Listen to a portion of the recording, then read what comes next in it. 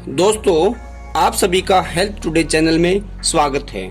आज हम आपको इस वीडियो के माध्यम से बताएंगे कि HRCT या चेस्ट सीटी स्कैन क्या है, HRCT स्कोर कितना होना चाहिए, HRCT स्कोर कैसे निकाला जाता है और HRCT स्कोर अगर ज्यादा हो तो क्या करें।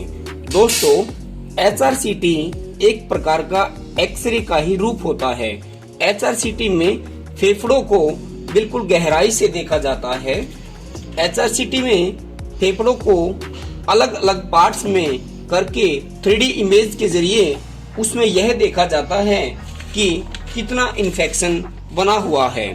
ये देखिए, जैसे ये फेफड़े हैं, इनको अलग अलग पार्ट्स में बांटकर फेफड़ों के इन्फेक्शन को देखा जाता है और फिर स्कोर निकाला जाता है।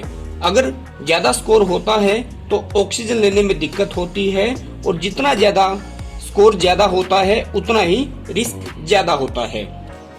तो दोस्तों, सबसे पहले हम जानते हैं कि HRCT स्कोर कितना होना चाहिए। माइल्ड और मॉडरेट सीवर अगर पेशेंट है तो उसमें कितना HRCT स्कोर होता है। दोस्तों, अगर आपका HRCT स्कोर 0 से 8 तक है तो यह माइल्ड पेशेंट माना जाता है, यानी कि उसके अंदर कम इन्फेक्शन है। अगर 4 तक है तो वह बिल्कुल नॉर्मल होता है, कोई घबराने की जरूरत नहीं होती। अगर यह स्कोर 9 से 18 तक चला जाता है तो यह मॉडरेट इन्फेक्शन माना जाता है और अगर यह स्कोर 19 से 25 तक चला जाए तो सेवर इन्फेक्शन माना जाता है, जो कि गंभीर अवस्था में होता है। अगर 19 से 25 स्कोर आ जाए तो ऑक्सीजन की जरूरत पड़ती है और वेंटिलेटर की भी जरूरत पड़ती है। दोस्तों, माइल्ड इन्फेक्शन और मॉडरेट इन्फेक्शन जो है आपका दवाइयों से ठीक हो जाता है। तो दोस्तों, अब जानते हैं यह जो हमने स्कोर बताया, यह स्कोर को कैसे निकाला जाता है। आपने कई बार देखा होगा, डॉक्टर ऐसे लिख देते हैं 10/25, यानी कि 25 स्कोर में से 10 स्कोर निकला है, यानी कि आपका जो ये 10 स्कोर है यह मॉडरेट इन्फेक्शन में माना जाता है। तो अब जानते हैं यह स्कोर आप कैसे निकालेंगे। दोस्तों, इसके लिए ये जो लंग्स हैं, राइट लंग्स और लेफ्ट लंग्स, इनको 1, 2, 3, 4 और 5 लोब में बांटा जाता है। और जो ये 1, 2, 3, 4, 5 लोब हैं, प्रत्येक लोब में 5 स्कोर दिए जाते हैं। टोटल 25 स्कोर हो गए आपके। ठीक है, समझ गए ना। अब देखिए स्कोर को कैसे निकाला जाता है। इन सभी को 5 लोब में बांट लिया हमने और सभी को 5 स्कोर दे दिए, टोटल 25 हो गए। अब देखिए, सबसे पहले इस लोब को देखते हैं। अगर इसमें इन्फेक्शन 5% है तो 1 स्कोर दिया जाता है।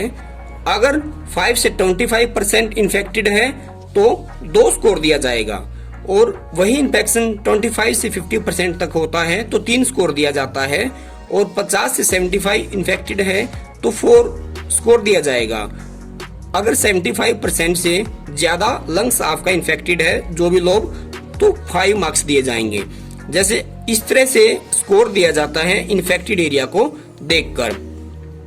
मान लीजिए इसमें आपका 5% यह लोब इन्फेक्टेड है तो 1 मार्क्स हुआ और मिडल जो लोब है इसमें मान लीजिए आपका 50 से 70% इन्फेक्टेड है तो 4 मार्क्स हुए, 1 मार्क्स प्लस 4 मार्क्स।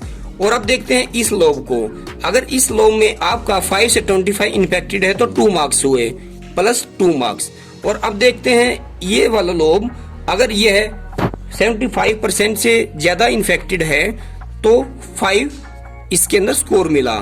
और अब यह लोब देखा जाता है तो अब इसमें मान लीजिए आपका 25 से 50% इन्फेक्टेड है तो 3 स्कोर दिया जाएगा।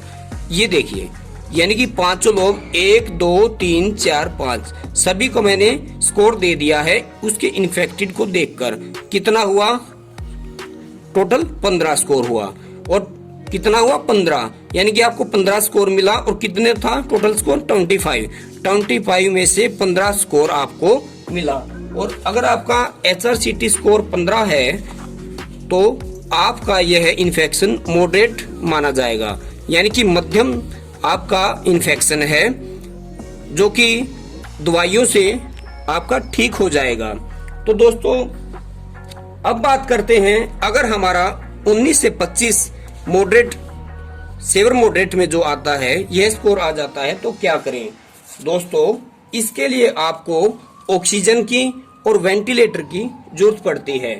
अगर आपका ऑक्सीजन लेवल 94 है तो यह बिल्कुल नॉर्मल माना जाता है, और 95 से 100 अगर आपका ऑक्सीजन लेवल है तो यह काफी अच्छा आपका ऑक्सीजन लेवल माना जाता है, और 90 से 93 रह जाए तो यह आपका थोड़ा सा कम है ऑक्सीजन लेवल, और 80 से 89 हो जाए तो यह बहुत ही कम ऑक्सीजन लेवल माना जाता है, जो कि गंभीर अवस्था हो जाती है। जिन लोगों का HRCT लेवल है वो 19 से 25 स्कोर तक मिलता है, उनका हम फिर ऑक्सीजन लेवल को देखते हैं। ऑक्सीजन लेवल अगर नॉर्मल है तो कोई दिक्कत वाली बात नहीं, अगर यह बिल्कुल कम हो जाता है तो समस्या ज्यादा बढ़ती है। दोस्तों अगर आपका ऑक्सीजन लेवल भी कम है और आपको इन्फेक्शन है तो आप चिकित्सक को जरूर दिखाएं। इसके साथ साथ आप गर्म पानी के गरारे करें, गर्म पानी में नींबू डालकर पिएं और गुनगुने पानी का सेवन करते रहें। इसके साथ साथ आप भाप भी अवश्य लें। तो दोस्तों हमने आपको इस वीडियो के माध्यम से आज आपको यह बताया कि HRCT क्या होता है, HRCT स्कोर कितना होना चाहिए, HRCT स्कोर कैसे निकाला जाता है, और HRCT स्कोर अगर ज्यादा हो जाए तो क्या करें। दोस्तों अगर आपको हमारे द्वारा बताई गई जानकारी पसंद आई हो तो कृपया वीडियो को ज्यादा से ज्यादा शेयर करें। धन्यवाद साथियों।